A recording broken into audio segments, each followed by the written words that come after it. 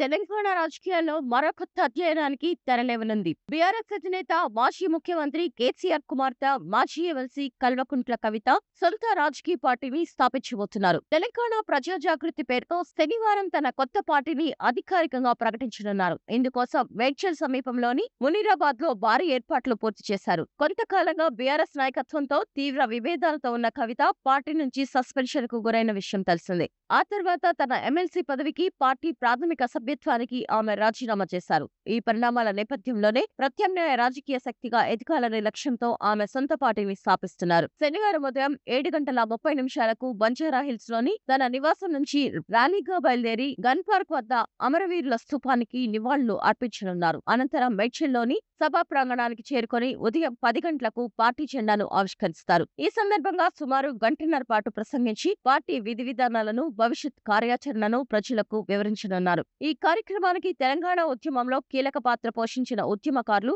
మేధావులతో పాటు 33 జిల్లాల నుంచి దాదాపు 50,000 మంది కార్యకర్తలు, మద్దతుదారులు హాజరవుతారని అంచనా వేస్తున్నారు. సభా ప్రాంగణానికి ప్రొఫెసర్ జయశంకర్ పేరు పెట్టగా స్వాగత ద్వారాలకు కాళోజీ, రాణి రుద్రమదేవి వంటి తెలంగాణ ప్రముఖుల పేర్లను పెట్టారు. పసుపు, ఆకుపచ్చ, నీలం రంగులతో పార్టీ జెండాను రూపొందించినట్లు సమాచారం. పసుపు శుభసూచకంగా, ఆకుపచ్చ రైతులు, వ్యవసాయ రంగానికి చిహ్నంగా, నీలం బడుగు బలహీన వర్గాల కోసం పోరాటానికి సంకేతంగా ఈ రంగులను ఎంచుకున్నట్లు తెలుస్తోంది. అధికార కాంగ్రెస్ తో పాటు తన పాత పార్టీ బీఆర్ఎస్, కేంద్రంలోని బీజేపీ విధానాలపై ప్రజాపక్షాన నిలబడి పోరాడటమే తన పార్టీ ముఖ్య ఉద్దేశమని కవిత వర్గీయులు చెబుతున్నారు. ఇటీవల ఢిల్లీ మద్యం కేసులో అరెస్ట్ అయి సుమారు 5 నెలల పాటు జైలు జీవితం గడిపిన కవిత కొద్ది రోజుల క్రితమే సిబిఐ కోర్టు నుంచి క్లీన్ చిట్ పొందారు. ఈ నేపథ్యంలో ఆమె కొత్త పార్టీ ఏర్పాటు తెలంగాణ రాజకీయాల్లో ఆసక్తిని రేపుతోంది. సభకు విచ్చేస్తున్న అతిథుల కోసం తలకాయ కూర, నాటుకోడి పులుసు, జొన్న రొట్టెలు వంటి 34 రకాల తెలంగాణ వంటకాలతో భారీ భోజన ఏర్పాట్లు కూడా చేశారు.